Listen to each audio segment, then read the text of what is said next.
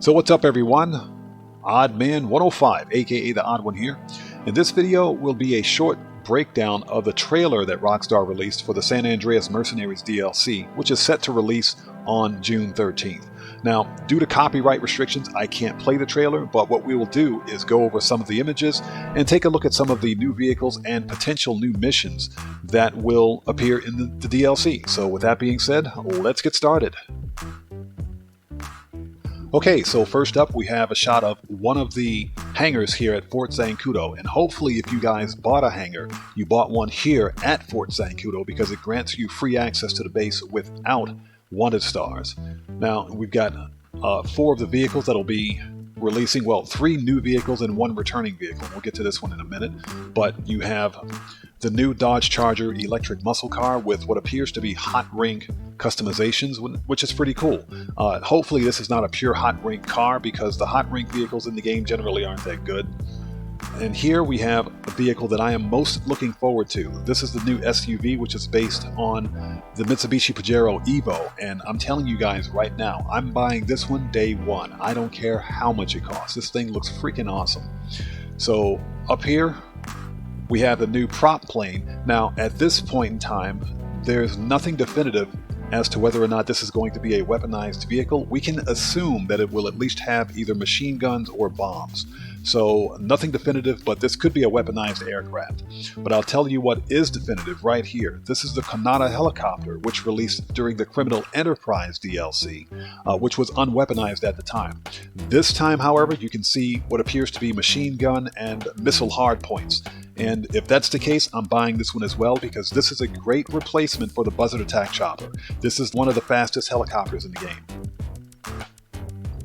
Okay, so next up we have a scene of the Avenger aircraft inside a normal aircraft hangar. Now this is pretty cool. Now after the DLC releases, remember that you'll be able to buy the Avenger aircraft without the need for a Doomsday facility or even a hangar, so you can buy it outright. However, if you want to upgrade the Avenger with new weapons and anything else, you'll need to own at least an aircraft hangar for that. Okay, now here's a shot inside the Avenger aircraft, and I'm not sure if you guys can see it, but this is the thruster jetpack. So now you can buy the thruster jetpack and store it inside the Avenger. So again, you no longer need a Doomsday facility to even buy the thruster jetpack, which, by the way, saw a price reduction about a month ago. So this is a good opportunity to buy this one. And we have the new operations terminal. Again, this is our mechanic, weapons mechanic that is, from the MOC.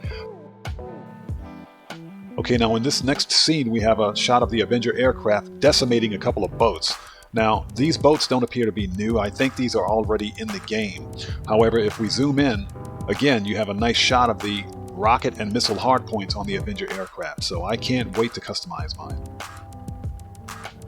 Okay, here we have an image of the Bravado Rumpo Custom. This is nothing new. This vehicle already exists in the game, but apparently we'll be using this during the mercenary missions. And of course we've got the good old laser jet up here, which is now obsolete because of the brand new jet that's been added to the game. So here we have a picture of what looks like one of the server farm raid missions and the player wielding the new tactical SMG. And yes, I will be buying this day one because I want to see if the tactical SMG is actually better than the AP pistol. The AP pistol is my favorite handgun in the game. Okay, now here we have a picture of what appears to be an updated version of either the Vapid Desert Raid or the Trophy Truck. Now, I'm not a fan of either one of those vehicles, but the Trophy Truck is one of the fastest off-road vehicles in GTA Online. So I'm curious to see how this new version would match up against some of the other newer SUVs in the game. So here we have a picture of the Annihilator stealth helicopter, which was released during the Cayo Perico DLC, apparently running some kind of a op against the Merryweather aircraft carrier.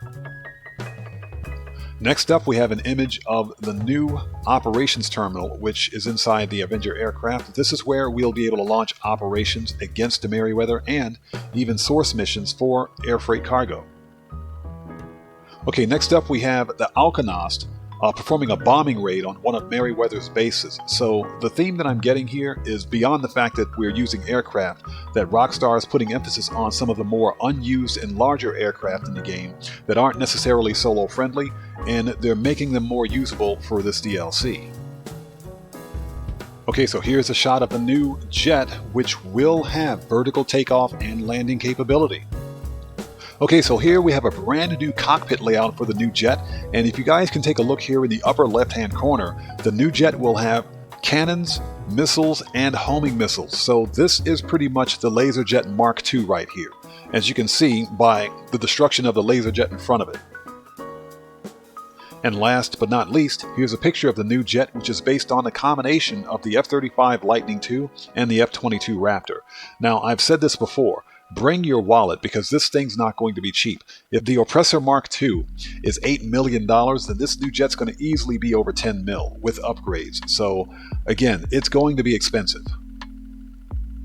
Okay, so now for the big question. Exactly how much will it cost for us to buy into this DLC? So if you take into account the cost of the new jet, which I estimate to be around 10 million with upgrades, the cost of the Avenger aircraft if you don't own one, the thruster jetpack should you choose to buy one, the cost of the 4 or maybe 5 other DLC vehicles that will be available upon release, and the cost of the hangar, the property itself, if you choose to buy one. With all upgrades included, we're looking at somewhere around $20 million in game. So this is not going to be a cheap DLC. Therefore, if you guys haven't done it, get out there and get that money grinding out of the way. And guys, that's pretty much it. So sound off down in the comments below. Let me know whether or not you're excited for the upcoming summer DLC or if you're still as skeptical as I am. Now, I will say that I'm a little more excited than I was, but my biggest concern is whether or not this DLC is going to be solo player friendly. But we'll find out on June 13th when it releases. And with that being said, guys, this video is a wrap. I've been Oddman105, aka The Odd One, and if you found this video informative, then you know what to do. Smash that subscriber button, hit that bell icon, leave a like or two, and don't forget to check me out on Twitter at Oddman105. And I will see you guys when I see you guys in the next video. Please stay safe, and remember, don't just start the fire, bring the smoke, and take care out there.